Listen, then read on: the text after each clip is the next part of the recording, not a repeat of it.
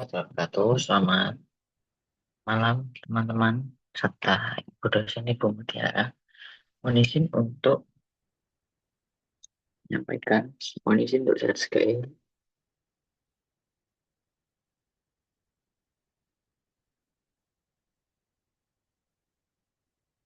Topik yang akan saya sampaikan pada kali ini adalah konsep transfer antar perusahaan untuk memenuhi ujian akhir semester uh, kampus Universitas Cyber Asia. Dengan saya, mohon izin, Adrian Zulfi Primadi, nomor induk mahasiswa 2403010020885.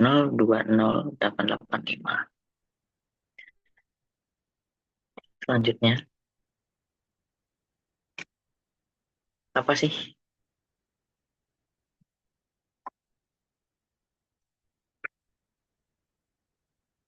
apa sih transfer antar perusahaan?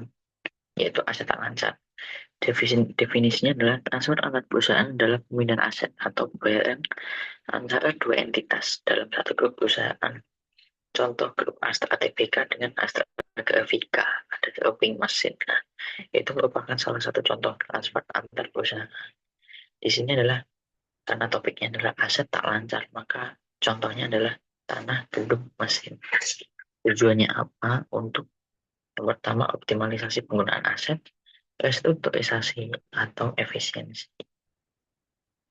Karakteristik aset tidak lancar.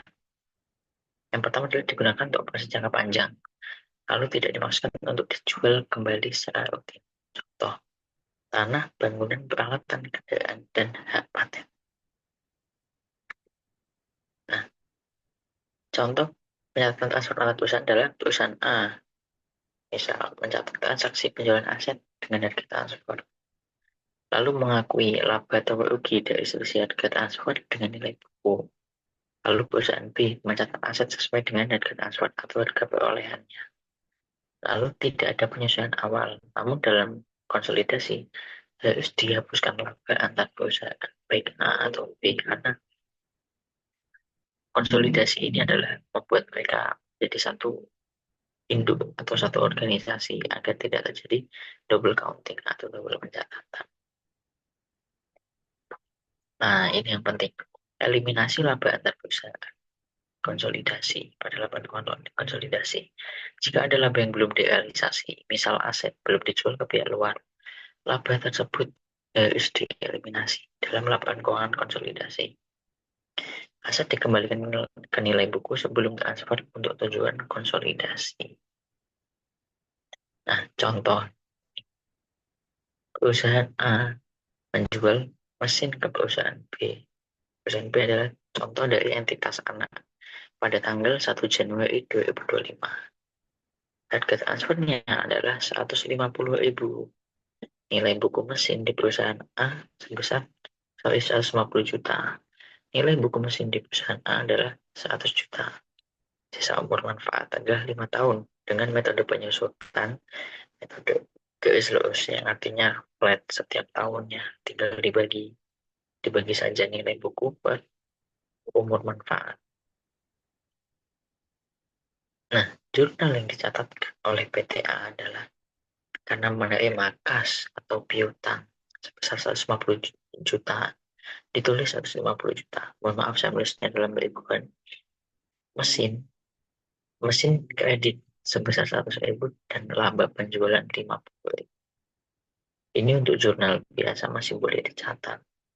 Nah, untuk jurnal PTB, karena perolehannya adalah 150 juta, maka ditulis debit masuk mesin 150.000 dan cash atau account payable atau utang keluar sebesar 150 juta atau 150.000 di sini.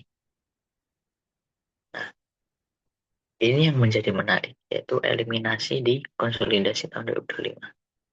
Laba perlu dieliminasi karena belum ada realisasi dengan pihak eksternal. Ini yang perlu kita cermati karena pada transfer antar perusahaan induk dan anak, laba tidak boleh dicatatkan.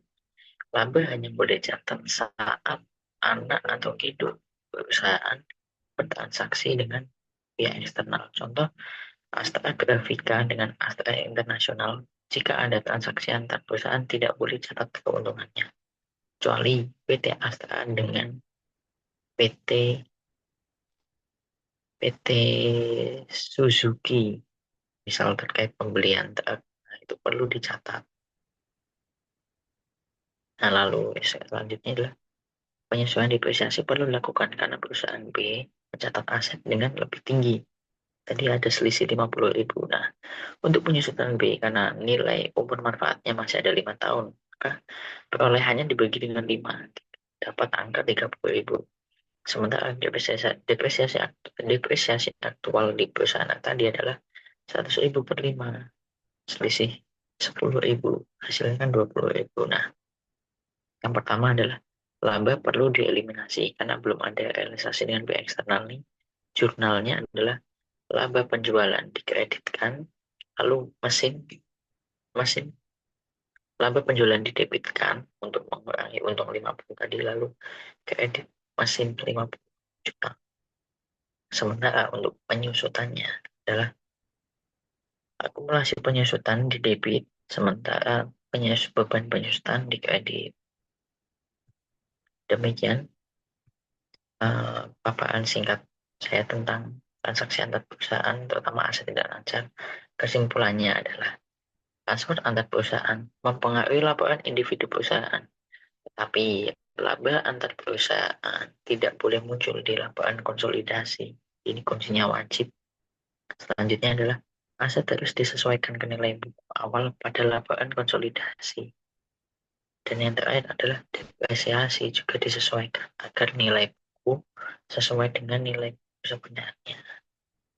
Demikian yang dapat saya sampaikan. Sampai jumpa pada kesempatan selanjutnya. Terima kasih.